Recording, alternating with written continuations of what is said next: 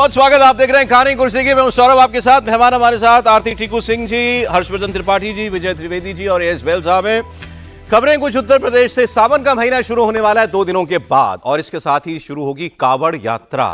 4 करोड़ से ज्यादा कावड़िए जयकारों के साथ हरिद्वार से जल लेकर के निकलेंगे।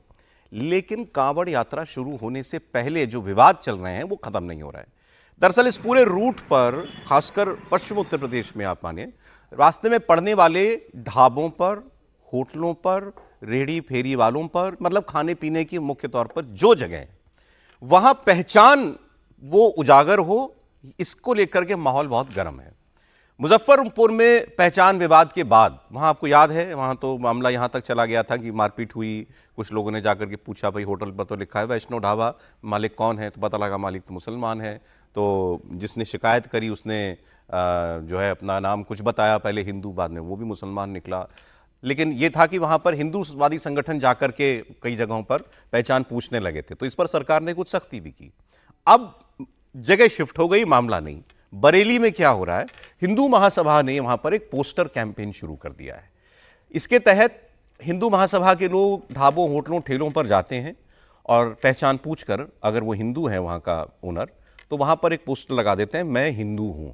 ये दिख रहे हैं आपको, जगह जगह ये पोस्टर निकले हुए, छोटी से छोटी जगह पर भी है और होटल पर भी लगा हुआ है। अब हिंदू महासभा दावा कर रही है कि कोई अपना धर्म ना छुपाए, ये हमारा उद्देश्य है, और ये अपनी पहचान छुपाकर दुकान हम नहीं चलाने देंगे उसको। वहीं कावड़ यात्रा को लेकर प्रशासन बहुत मुस्तैद है। खबर यह है कि जब ये सब तस्वीरें चलना शुरू हुई, वायरल हुई, अब जैसे हम टीवी पर दिखा रहे हैं, तो सरकार को ये सब बड़ा अखर रहा है। लेकिन वो इस पर करेगी क्या, ये अभी देखना होगा, क्योंकि अभी ऐसा कहीं से कोई ऐसा विवाद नहीं आया कि हंगामा हो गया हो या कुछ लॉ एंड ऑर्डर की स्थिति हुई हो। लेकिन सरकार ये सब बिल्कुल चाहती नहीं है, ऐसा सोर्सेज बताते हैं। मुख्यमंत्री योगी ये कह चुके हैं कि अगर किसी भी नाम पर कोई उपद्रव किया गया तो सरकार बड़ी सख्ती से इस सब से निपटेगी। अब इसके जो जड़ें वो पुरानी हैं, पिछले साल भी ऐसा ही आदेश निकला था। सरकार ने कहा था पहचान बताएं, सब लोग अपना नेम प्लेट लगाएं, जो होटल चलाने वाले हैं, जो मैनेजर हैं। सुप्रीम कोर्ट गया, सुप्रीम कोर्ट ने ना कहा, उसको हटा दिया। लेकिन फिर उत्तर प्रदेश सरकार ने दूसरा आदेश जारी कर दिया किसी एक्ट के तहत कि भाई ये तो करना पड़ेगा, तो फिर वो चल रहा है मामला। इस बार कांवड़, और कांवड़ सीजन में ही ये ज़्यादा होता है, सावन के महीने में ही ये ज़्यादा होता है। पहले मैं आपको उस आदमी की बात सुनवा रहा हूँ। एक यशवीर बाबा हैं जो इस काम में बड़े सक्रिय हैं, मतलब ये पहचान पूछने वालों में। उनकी बात सुनते हैं। अपने सनातन धर्म की जो होटल, ढाबे, चाय की दुकान, मिठाई की दुकान, जूस की दुकानें हैं, उन पर भगवान वाराह का चित्र लगाए और भगवा ध्वज लगाए, जिससे ये संदेश जाए अपने सनातन धर्म के लोगों के लिए और कांवड़ लाने वाले अपने शिव भक्तों के लिए कि आप लोग वही भोजन करें जहां भगवा ध्वज है, मोटे अक्षरों में सनातन धर्म के लोगों का नाम लिखा हुआ है और वहां भगवान वाराह का चित्र है। भगवान वाराह का चित्र जहां पर होगा वहां पर समझिए थूक मूत्र करने वाला गैंग नहीं है, वहां सनातन धर्म के लोगों की ये खान पान की दुकानें हैं। अब ये कहते हैं कि अब जैसे इन्होंने कहा थूक मूत्र करने वाले, ये ठीक बात है, ऐसे वीडियोस आते हैं कई बार कि लोग गंदगी मिलाते हैं खाने पीने के सामान के अंदर। ये कहते हैं कि जो कांवड़ यात्रा में शामिल होता है, कांवड़िया जो शिव भक्त शामिल होता है, बड़े पवित्र मन से कांवड़ लेकर के आता है, पवित्र जल लेकर के आता है, और वो एक बहुत कठिन व्रत का पालन कर रहा होता है। उसमें खाने पीने का उसको बहुत ध्यान देना है और बड़े उसके नियम होते हैं। अपना कांवड़ वो सैकड़ों किलोमीटर चल जाता है, कई बार वो आदमी पैदल चलता है, लेकिन कांवड़ जमीन पर नहीं रखता है। तो जो व्यक्ति इतना कष्ट उठाकर अपना व्रत का पालन कर रहा है, ऐसे में किसी अशुद्ध जगह पर खाना खाकर या कुछ सामग्री लेकर उसका व्रत ना टूटे, इसीलिए हम ये सब कुछ कर रहे हैं, ये उनका तर्क है। अब लेकिन ये पोस्टर लगा देना, मैं हिंदू हूं, आरती जी बताएं पहले कैसे देखती हैं इसे। सौरभ, मैं तो इस बात से बहुत परेशान हूँ जिस तरह की राजनीति हुई पिछले साल भी, आपने सही याद दिलाया, पिछले साल भी जो ये मसला खड़ा किया गया और अभी भी जो वीडियोस आ रहे हैं कि तोड़ फोड़ हो रही है, सबकी दुकानें गिराई जा रही है, ये सही नहीं है।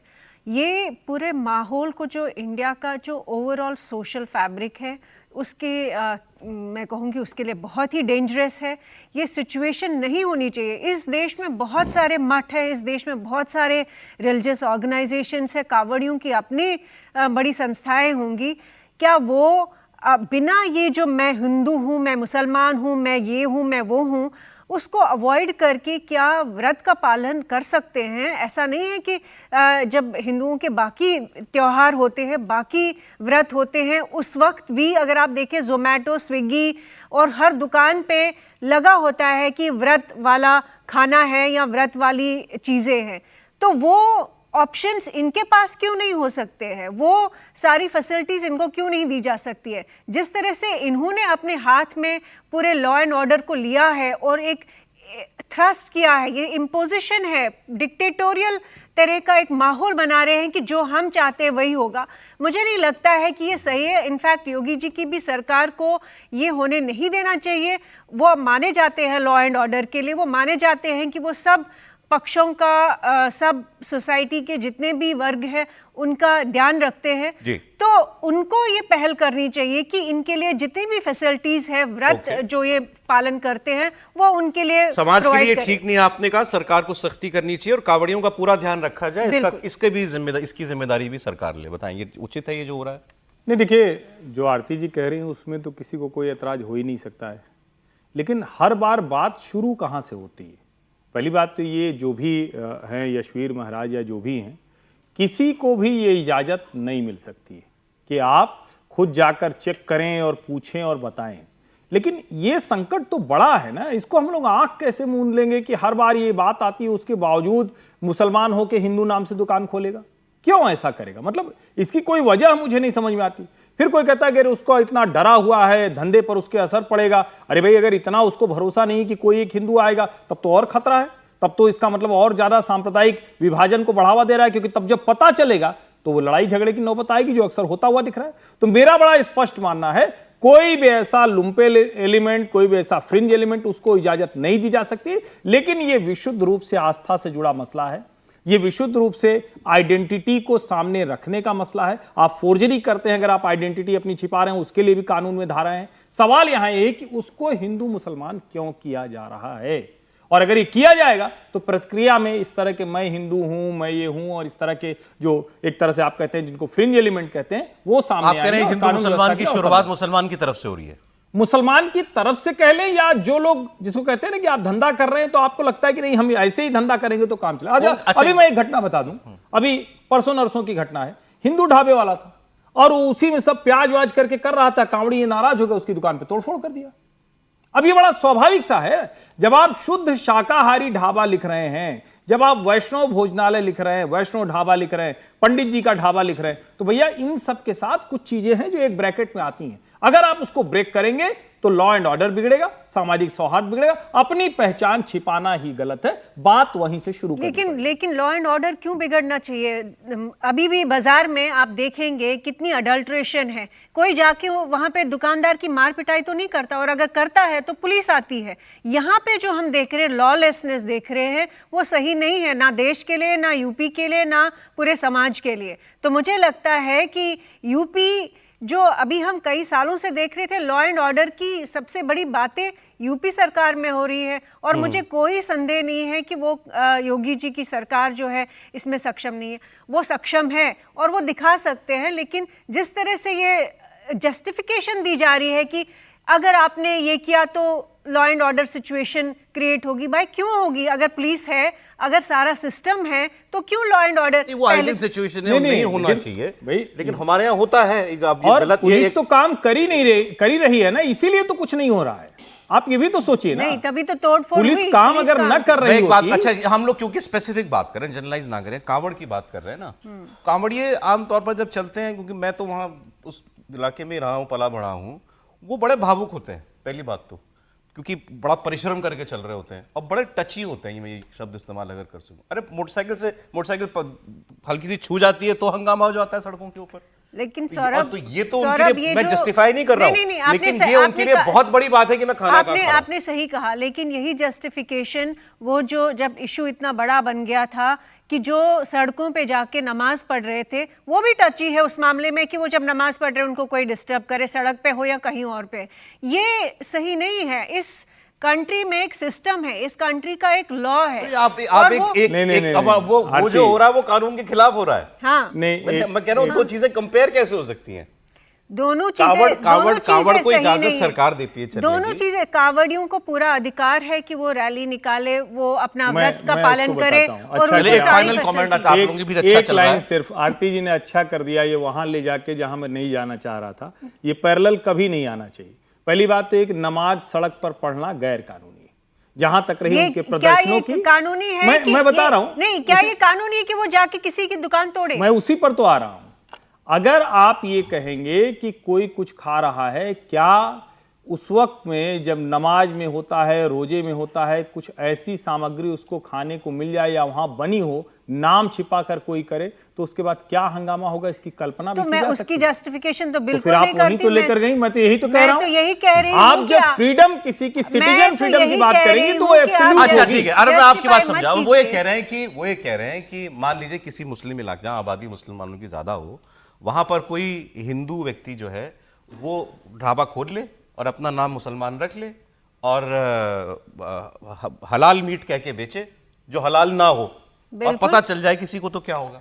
तो कुछ यही नहीं होगा होगा, कि आप लोग पुलिस सिर्फ ये बात करेंगे कि कितने मरे। यही होना चाहिए और यही होगा कि पुलिस जाके उस व्यक्ति को अरेस्ट करेगी। आप यहाँ कह रहे हैं ये टची है, वो यहाँ है, की ये पुलिस है, नहीं वो कर हो रही है। सकता। अरे चले, पुलिस- ठीक ठीक ठीक, मतलब पुलिस ठीक कहाँ है? ठीक, मतलब एक इतनी बात पर तो आप दोनों अग्री करते हैं ना कि भाई ये सब कुछ, मतलब ये यूं ही किसी को छूट नहीं दी जा सकती, ये सब नहीं, करने कोई की। छूट नहीं। और पुलिस को इस पर कार्रवाई करनी चाहिए। ये भी किसी का हक नहीं है कि पोस्टर लगाओ जाकर पूछो, ये भी अलाउ नहीं है। नहीं नहीं, एक मिनट सौरभ जी, पोस्टर लगाने से आप कैसे किसी को रोक लेंगे कि मैं हिंदू हूं? नहीं, वो अपने आप नहीं लगा रहा है, उसकी अरे भाई, दुकान कोई पर- मना कर रहा हो तो आप उसको कहिए। तो दिया जा रहा है ये जबरदस्ती ठीक है कि करके। यशवीर महाराज जो अरे है वो भाई, जाकर अगर के कोई जगह जगह इसको कर रहे हैं। देखिए, जबरदस्ती आप करके कई लग- चीजें एक साथ मिक्स हो रही है, डिबेट लंबी हो जाएगी। मैं अपने घर पर कोई मुझे लाकर दे रहा है, मैं मना कर रहा हूं और जबरी कोई लगा रहा है, तो वहां लॉ एंड ऑर्डर है। अगर कोई लाकर मुझे कह रहा है कि ये पोस्टर लगाइए, मैं हिंदू हूं, मैं लगा रहा हूं, तो इसमें पुलिस कहां से आ गई, कानून व्यवस्था कहां से आ गई? इसमें हम क्यों त्रिपाठी जी, इतनी अब आप जल्दी- थोड़े भोले बन रहे हैं। नहीं, हम कम्युनलाइज कर रहे हैं। मैं बताता हूं ना कैसे वो तस्वीर चल रही है जो वो पोस्टर दे रहे हैं यशवीर महाराज। एक भगवा वस्त्र पहने आदमी 20 लोगों के साथ चल के किसी दुकान पे जाएगा और नाम पूछेगा और कहेगा ये लगाओ पोस्टर अपनी दुकान पे, मना कर देगा। अच्छा, आपको हिम्मत लग है रहा उसकी, मना कर कौन देगा। नहीं मना करता है? कौन नहीं मना करता है? मुझे नहीं लगता कोई मना अरे भाई, जो जिसको नहीं करना है वो मना कर रहा है। और मैं फिर कह रहा हूं, आप इतनी चीजें इसमें गड्ढमड्ढ हो गई ना, मैं फिर कह रहा हूं, आइडेंटिटी सबकी रिवील होनी चाहिए, नंबर 1। चलें ठीक। आस्था सबकी एक बराबर जोर है। जबरदस्ती किसी के साथ नहीं नहीं हो होनी सकती। चाहिए। बिल्कुल। अरे मैं अगली खबर पर जा रहा हूं। 2 मेहमान, सर सॉरी, मुझे लगा ये भी अच्छा टीटी मैच चल रहा था, चलने दिया मैंने। यूपी में ही एक और बड़ी खबर इन दिनों चल रही है, आपने देखा होगा, धर्मांतरण का एक बड़ा रैकेट सामने आया और ये एक जलालुद्दीन नाम का आदमी बलरामपुर में, इसने एक बड़ा विशाल अपनी कोठी बना रखी थी और ये धर्मांतरण का रैकेट चलाता था। जो जांच हुई है उसके मुताबिक 100 करोड़ का इसमें चंदे का मामला, डोनेशन का मामला सामने आ रहा है विदेश से। और अब ये जांच जो है वो ईडी को दे दी गई है। तो इसमें पहला अपडेट, अब इस आदमी की जांच छांगुर बाबा के नाम से ये चलता है, ईडी भी करेगी। दूसरा, इसका ये जो बहुत बड़ा विशाल इसका भवन था, कोठी थी इसकी, वहाँ 2 दिन से लगे हुए हैं बुलडोज़र इसको गिराने में, क्योंकि ये गांव की ज़मीन पर बना हुआ है। तो ये काम अभी पूरा नहीं हुआ, लेकिन ये लगातार चल रहा है।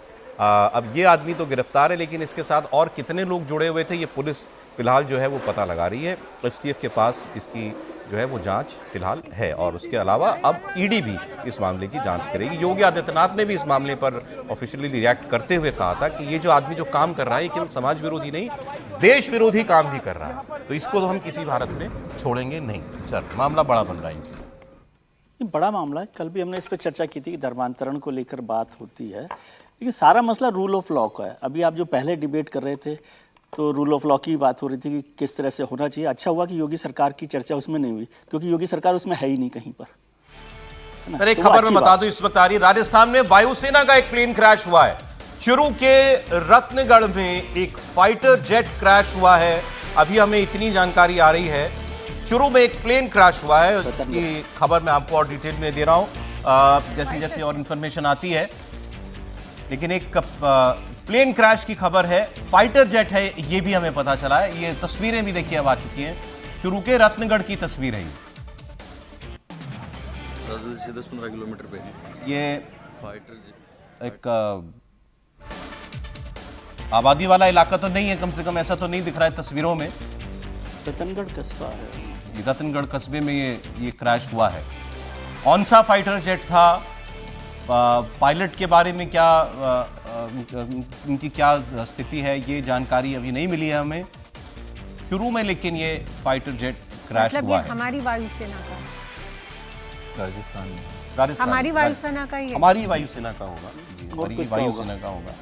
एक्सीडेंट्स होते हैं बेहतर वैसे तो। बिल्कुल, एक्सीडेंट्स जब भी हाई इंटेंसिटी फ्लाइंग होती है या फिर कोई टेक्निकल डिफेक्ट आता है या पायलट एरर भी हो सकता है, तो उन कंडीशंस के अंदर जरूर फाइटर एयरक्राफ्ट क्रैश करते हैं। पर ये इनिशियल न्यूज़ है, अभी तो ये भी नहीं पता कि फाइटर एयरक्राफ्ट कौन सा है, ये भी नहीं पता कि क्या कारण थे, और ये भी नहीं पता कि उसको एग्जैक्ट लोकेशन जहां पे ये गिरा है उसके बेस से कितनी दूर थी। वैसे हाल के दिनों में इन घटनाओं में कमी आई है।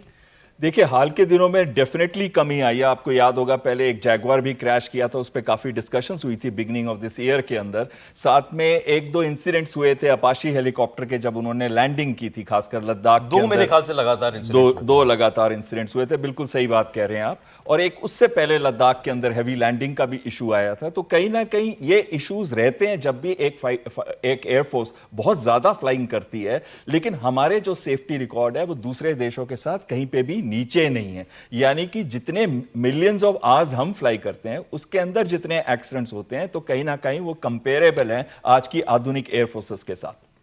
पहले शायद मिक्स के ज्यादा होते थे इंसिडेंट्स। मिग 21 जो कि 40 से 50 साल पुराना जहाज था, और क्योंकि वो जहाज बहुत पुराना था, थोड़ा डिफिकल्ट था फ्लाई करने के लिए, डेल्टा प्लेटफॉर्म का था, हाई स्पीड्स पे लैंडिंग होती थी उसकी, तो कहीं ना कहीं वो एक मुश्किल जहाज था। और उसके ऊपर एक्सीडेंट जैसे जैसे वो पुराना होता गया, एक्सीडेंट्स बढ़ते गए। लेकिन अब हमारे पास सिर्फ एक ही ऐसा स्क्वाड्रन मिग 21 का रह गया, बाकी सारे स्क्वाड्रन जो है हमने नंबर प्लेट यानी कि उनको रिटायर कर दिया है। अभी धीरे धीरे हम इसको भी रिटायर कर रहे हैं, जैगवार्स के, मिग 29 के, और साथ साथ में हम मिराज 2000 के भी धीरे धीरे करके रिटायर कर देंगे, क्योंकि ये सब जो है 40 साल के आसपास इनकी एज हो चुकी है। इस खबर पर आप जैसे अपडेट मिलता है तो आपको हम बताएंगे। जो बात कर रहे थे उस बात पर फिर आगे बढ़ते हैं। आपको धर्मांतरण के रैकेट जो यूपी में पकड़ा गया है उसकी चर्चा हम कर रहे थे। ईडी को जांच दी गई है कि मतलब इसमें मनी लॉन्ड्रिंग हुई है। और ठीक बात है, मनी लॉन्ड्रिंग का मसला ही लगता है, क्योंकि इतना करोड़ पैसा आया है, विदेश से पैसा आया है, तो मनी लॉन्ड्रिंग की जांच होनी चाहिए। लेकिन मेरे को एक बात समझ में नहीं आती है कि मनी लॉन्ड्रिंग के कितने मामले चल रहे हैं देश में। 1000 मामले चल रहे होंगे, मान लें हम एक एवरेज। कितने घरों को तोड़ा किसी सरकार ने? किसी सरकार ने तोड़ा किसी मनी लॉन्ड्रिंग के? और इतने बड़े बड़े सम्मानीय नेता हैं जो सारे के सारे मनी लॉन्ड्रिंग के खिलाफ मामले में जांच में चल रहे हैं। उसमें से बहुत सारे लोग मंत्री भी बन गए, वो अलग है, लेकिन जांच तो चल ही रही है मनी लॉन्ड्रिंग की। क्या कोई एक भी घर किसी पावरफुल व्यक्ति का जो मनी लॉन्ड्रिंग के मामले में फंसा, उसका घर तोड़ा जा रहा है? ये सिर्फ मनी लॉन्ड्रिंग का मामला नहीं है ना सर। नहीं, धर्मांतरण का भी हो तो धर्मांतरण के कानून में जो यूपी सरकार का जो 2024 में अपडेटेड हुआ है, 2021 में हुआ है, जिसमें कहा गया कि लाइफ इम्प्रिजनमेंट होनी चाहिए। तो लाइफ इम्प्रिजनमेंट करें, फांसी भी हो तो फांसी दें, लेकिन क्या घर तोड़ने का उस कानून में प्रावधान कर रखा है यूपी सरकार ने? सुप्रीम कोर्ट की बड़ी सख्त टिप्पणी और गाइडलाइंस आई थी, आपको याद होगा कि तो फिर वही बात होगी, रूल ऑफ लॉ की बात हुई ना। हाँ, लेकिन मैं कह रहा हूँ फांसी का अधिकार, फांसी का मामला हो, यदि उसमें फांसी की सजा दे रखी हो, एंटी कन्वर्जन लॉ जो यूपी का है, जिस 2021 में बना, फिर 2024 में अपडेट हुआ, जिसमें लाइफ इम्प्रिजनमेंट दी गई, तो वो दीजिए। जो कानून, जो भी कानून में होता है उस कानून के साथ चलिए। मैं इस पर बार बार बात करता हूँ। उनको फांसी लगानी हो, फांसी लगाइए, मामला चल रहा हो तो। हाँ बोलिए। सौरभ जी, इसमें एक चीज और आती है, ये इसको कहीं 100 करोड़ के करीब फंड्स इसके पास आए थे, तो मतलब मनी लॉन्ड्रिंग का भी केस है, तभी ईडी इसके अंदर जंप इन कर गई है। लेकिन महत्वपूर्ण बात यह है कि कई दशकों से ये काम चल रहा था और कई दशकों से रिलीजियस कन्वर्जन हो रही थी। तो मुझे ये समझ नहीं आता, अगर ये कई दशकों से हो रही थी और इनके अलग अलग रेट भी थे, अगर सिख है तो इतना है, ब्राह्मण है तो इतना है, तो इसकी खबर लोकल इंटेलिजेंस एजेंसीज या लोकल पुलिस के पास क्यों नहीं पहुंची और इतना टाइम क्यों लिया गया इनको पकड़ने के लिए? ठीक है, और आप सवाल कर रहे हैं कि जो सजा है कानून में वो दो, घर क्यों तोड़ रहे हो इसका? मतलब और क्या हर किसी का घर तोड़ते हो? बताइए त्रिपाठी जी। देखिए, डिफिकल्ट सवाल इनसे ही हो। मुझे लगता है कि ये कोई बहुत ऐसा विषय नहीं है कि जिसमें कुछ छिपा हुआ है। गलत पहचान से धर्मांतरित व्यक्ति के नाम पर ये पूरा घर बना हुआ है। ये जमालुद्दीन के नाम पर तो है ही नहीं। ये नीतू नाम की जो लड़की है, नीतू नसरीन जो बन रही थी, उसके नाम पर ये सीधे सीधे बेनामी संपत्ति का मसला है। ये सामान्य मसला नहीं है, ये दूसरे मसलों जैसा किसी का घर होता है, किसी की संपत्ति होता है, वैसा नहीं है। अब बेनामी संपत्ति की जब्ती और बेनामी संपत्ति में जो गड़बड़ हुई उसको तोड़फोड़ उसी कानून का एक हिस्सा है। कितनी तोड़फोड़ की है, कानून के बाहर की है, तो जाहिर है अगर बहुत कानून के बाहर करेंगे तो उसमें आदमी अदालत जाएगा। लेकिन इतने गंभीर मसले पर इसकी चर्चा मुझे थोड़ा सा बेमानी लगने लगती है। संपत्ति बेनामी अलग बात है, ये चर्चा बेमानी लगने लगती है। जहां जो लड़कियों इसकी फौरी वजह बताई गई है वो ये बताई गई कि ये अवैध रूप से गांव की जमीन पर बना है। बिल्कुल, वो तो जाहिर है कि उसकी बुनियाद वही होती है, इसकी बुनियाद वही कब होती से है वहां पर उत्तर प्रदेश में? कब से है आपको 8 याद साल है? हो गए, 8 साल। 8 साल हो गए। तो ये घर अभी बना 8 दिन में? नहीं सर, जाहिर है ये जो आप ये कह रहे हैं बताइए मुझे, आपका अवैध संपत्ति का मामला तो वो धर्मांतरण नहीं भी कर रहा होता तो भी भी घर है, तोड़ देना चाहिए तो था। भी है, लेकिन कई अवैध बार संपत्ति का धर्मांतरण से कोई मसला ही नहीं है, वो धर्मांतरण नहीं भी कर रहा होता तो भी तोड़ देनी चाहिए थी। देखिए, अवैध सच्चाई संपत्ति। सब जानते हैं, आप भी, मैं सर, भी, ठीक वैसे ही है। हर बलात्कारी का घर भी तोड़ा जाता है, लेकिन मैं हर इस बात बलात्कारी से- का घर नहीं तोड़ा लेकिन जाता। मैं इस बात से सहमत हूं हर्ष जी के कि इस पर चर्चा करना इस पूरे बड़े इशू से बेमानी मैं है। सिर्फ वही कह लेकिन रहा मैं बात वही रूल ऑफ लॉ की करता हूं, मैं हमेशा और कि रूल इस ऑफ लॉ पर मसले बात कर पर रहे हैं। बार बार हम जो बात कर रहे हैं, इतना बड़ा फ्लो ऑफ मनी आ रहा है, इतना बड़ा रैकेट है, हमारी लड़कियों को इस तरह से धर्मांतरित किया जा रहा है, और उसके बावजूद ये सवाल खड़ा करना चाहिए कि 8 साल तक ये चलता रहा क्या, 10 साल तक ये चलता रहा क्या, उससे पहले से चलता रहा क्या। लेकिन अब कार्रवाई हो रही है तो कार्रवाई पर सवाल खड़ा करने के पक्ष में मैं नहीं हूं। हो सकता है कि इसमें कई चीजें ऐसी आए जो अदालत कहे कि आपने 2 दरवाजा तोड़ना था, आपने 4 क्यों तोड़ दिया, तो उस पर सरकार जवाब देगी। लेकिन ऐसे व्यक्ति को, इस तरह का काम करने वाले लोगों को ठीक से ऐसी सजा मिले जिसको सबक भारती जी, कहते आपका हैं, बहुत वो छोटा मिलना रिएक्शन। चाहिए। मेरा तो रिएक्शन यही है कि अभी अगर कार्रवाई हो रही है किसी गलत चीज़ के खिलाफ तो उसका वेलकम करना चाहिए, लेकिन ये सवाल भी रहेगा कि इतनी देर क्यों लगाई कार्रवाई करने में। ठीक।